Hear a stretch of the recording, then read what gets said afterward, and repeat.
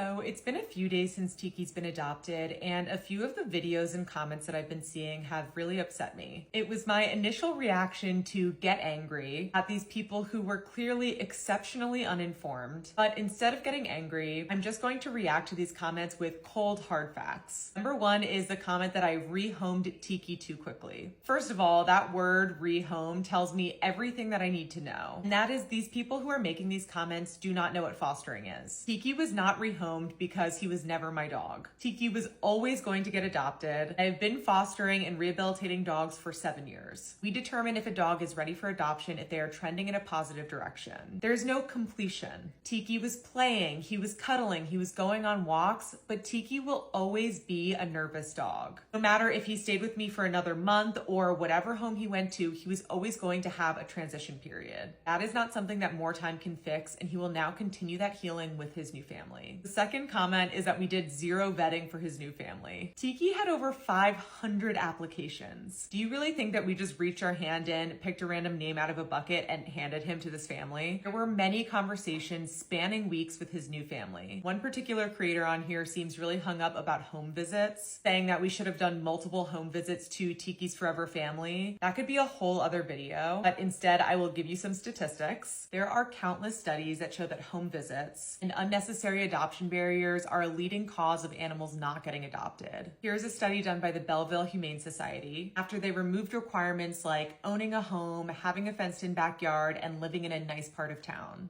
adoptions went up and adoption returns went down. Pre-adoption home visits suffer from unstandardized methods, subjectivity, and overextended criteria with no statistical backing for their effectiveness. Scientific studies consistently show that brief home visits do not improve dog stress or bonding, whereas long-term fosters can. Just because something would make you, a random person on the internet, more comfortable does not mean it is in the best interest of the dog. And lastly, the comments that his new family are using him for monetization or clout. When I first met Tiki's new mom, I asked her if she was going to make him a social media page. She laughed and told me that she really doesn't use social media, but she would make him a page so that everybody could follow him. She has no idea how social media works. It just sucks that people are taking something so positive and making it a negative. I know everybody online loves Tiki, but respectfully, nobody loves Tiki more than I do. So the speculation that I would make a choice that wasn't in his best interest is really upsetting and frankly insulting. Tiki's new parents are incredibly kind, loving, and patient.